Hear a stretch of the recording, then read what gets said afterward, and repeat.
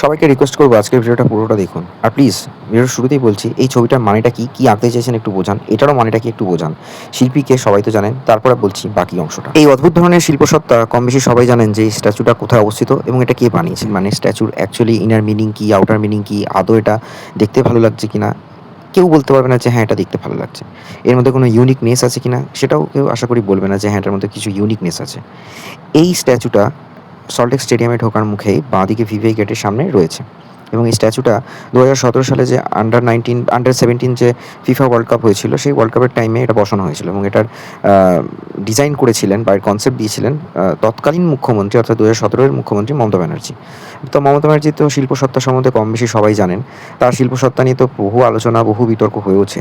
কিন্তু কথা হচ্ছে সেগুলো তো আঁকা, রং পেন্সিল, তুলি, ক্যানভাস এসবের মধ্যে বা কবিতা, তার কখনো বিচিত্র গান এসবের মধ্যে সীমাবদ্ধ ছিল। কিন্তু এইরকম একটা স্ট্যাচু যেখানে সল্টলেক স্টেডিয়াম একটা ইন্টারন্যাশনাল লেভেলের খেলা হয়ে গেছে, সেইখানে ঢোকার মুখে এই স্ট্যাচুটা করা হয়েছে বা বসানো হয়েছে।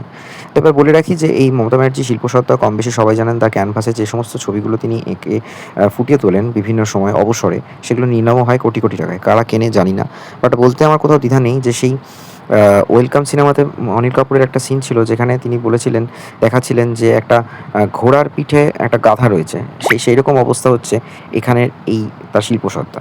বর্তমানে যে স্পোর্টস মিনিস্টার রয়েছেন নিশীথ প্রামাণিক, তিনি বলছেন যে এই ছবিটার বা এই স্ট্যাচুটার তো কোনো মানেই বোঝা যাচ্ছে না। তো এটা আমরা সরিয়ে দেবো। গতকাল আইএসএল ডার্বি ছিল অর্থাৎ ১৭ মে। সেদিনকে অনেকেই বলেছিলেন যে এই স্ট্যাচুটা সরিয়ে দেওয়া হোক। অনেকদিন তো হলো। তো ইস্টবেঙ্গল, মোহনবাগান, মোহামেডানের সমর্থকরা বহুদিন ধরেই বারবার বলছিল যে এটা সরানো হোক।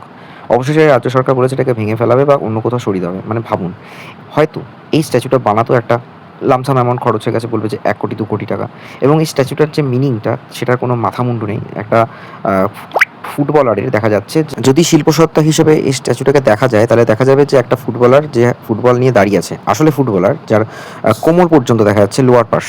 আর তার লোয়ার পোর্শনের ওপরে দেখা যাচ্ছে একটা বল রয়েছে। মানে মানুষ হিসেবে তার মানে ওপরের পার্টে বল রয়েছে এবং তার মধ্যে বিশ্ব বাংলার লোগো। সেই বিশ্ব বাংলার লোগোগুলো আবার কপিরাইট নিয়ে রেখেছে কে? অভিষেক ব্যানার্জি। মানে ভাবুন অবস্থাটা কিভাবে রাজ্য সরকার এইভাবে টাকার পর টাকা দিয়ে গেছে অভিষেক ব্যানার্জির কোম্পানিকে। কম বেশি সবাই জানেন যে বিশ্ব বাংলার লোগোটা অ্যাকচুয়ালি কপিরাইট দেওয়া রয়েছে অভিষেক ব্যানার্জি এবং তার জন্য বছরে প্রায় ৫৮ কোটি টাকা রাজ্য সরকার অভিষেক ব্যানার্জিকে পেমেন্ট করতো। যাই হোক সেটা তো অন্য বিষয়। কিন্তু এই যে শিল্পী, এই শিল্পীর শিল্পসত্তা কম বেশি সবাই জানেন এবং এনার এই শিল্পসত্তার মানে আজ অব্দি আমি অন্তত বুঝতে পারিনি তিনি কি আঁকতে চেয়েছেন, কি বোঝাতে চেয়েছেন। তাও আমি সবাইকে বলব ভিডিওটা দেখুন। এই যে ছবিগুলো এঁকেছেন তার মানে কি? তবে হ্যাঁ, এই যে যুবভারতী ক্রীড়াঙ্গনের মতো একটা ইন্টারন্যাশনাল মাপের স্টেডিয়াম বানানো হয়েছে ফিফার আন্ডারে, তার সামনে এই যে স্পেশাল স্ট্যাচু এটা সরানোর জন্য যে রাজ্য সরকার উদ্যোগটা নিয়েছে তাকে স্বাগত জানাই এবং ভবিষ্যতে এই ধরনের যত রকমের শিল্পসত্তা আছে সেগুলো সরানো হোক। উত্তরপ্রদেশে যোগী আদিত্যনাথ আসার আগে মায়াবতী যখন ছিলেন গোটা রাজ্য জুড়ে হাতির শিল্পসত্তা বসিয়েছিলেন। সেগুলো পরবর্তী সময় সরিয়ে দেওয়া হয়েছিল। সেটা এবার পশ্চিমবঙ্গ চালু করেছে বিজেপি এবং সেটা করা দরকার। উল্টোপাল্টা শিল্পসত্তা না রাখাই ভালো। সবাইকে বলবো ভিডিওটা দেখুন আর অবশ্যই আমি জানতে চাইবো যে এই ছবিটার মানেটা কি? কাইন্ডলি সবাই বলুন কমেন্ট বক্সে গিয়ে। Stay tune on Bong stories.